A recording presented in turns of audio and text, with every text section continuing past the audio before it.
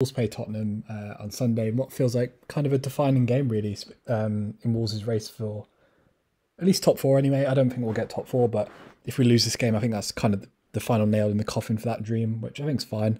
But Europe's still on even if we lose this game, in my opinion. But for me, out of this kind of 5 game run that we've been on with Arsenal and these 4 games coming up, for me, this is kind of the game that worries me the most. If you offer me a point, I'd take it right now, especially going to that Leicester game, which I feel like is kind of the easiest run. A point's okay. But look, this is a tough game. Conte's come in and as much as I wanted Nuno to do well at Tottenham, it kind of failed. But since Conte came in, he came in on this is the Premier League table since Tottenham came in, and I know it says they're only 6th in the league, which doesn't look incredible. But if you look to where Tottenham were before he came in, and by the way, obviously because of how the Premier League's been this season, Tottenham have kind of had a lot of cancellations. Right, they've played a lot less games than everyone else. They're only a point behind Chelsea in that period, but they played 3 games less.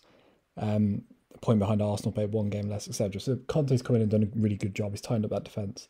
I've watched most of their games under Conte. I'm not saying they've been particularly impressive to watch, but they're more functional. Although, to be fair to Tottenham, they are on a little bit of a rut recently.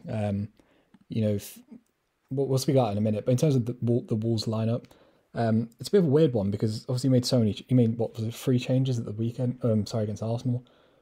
Didn't really work. Obviously, Roman Sace came in. We all knew that.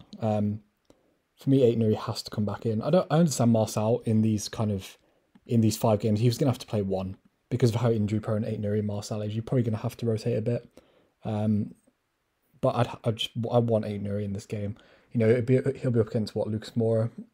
I'd just rather have Aït-Nouri's pay. I just feel more comfortable with Rain Aït-Nouri, even though he's 10 years younger and shouldn't really be our first choice left back. He's better than all our left backs. Or he's better than Marcel.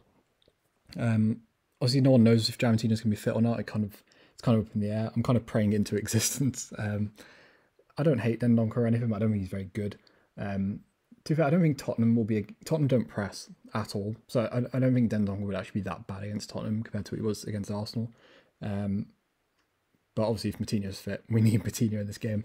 Then I think Podence's on. Look, Podence annoys me a bit when you're watching. Because he's just his decision making is questionable. But he's the only guy that it feels like actually he's going to create something. So you can't drop Daniel Podence.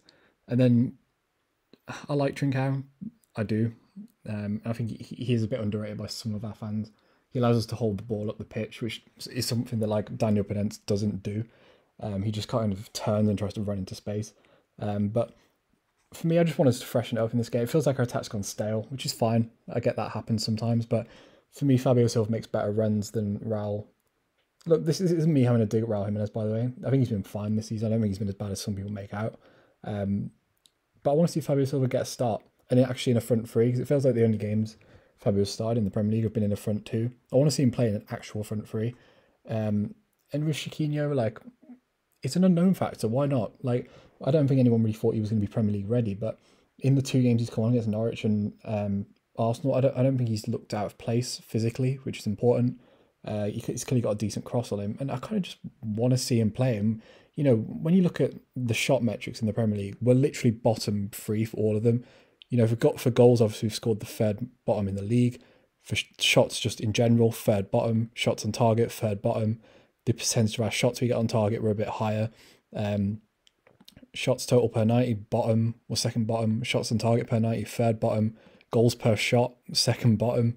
Goals per shot, 2nd bottom. How far out we're having the shots, we're 3rd top. That's not a good thing. You want to be close to the box when you're having your shots.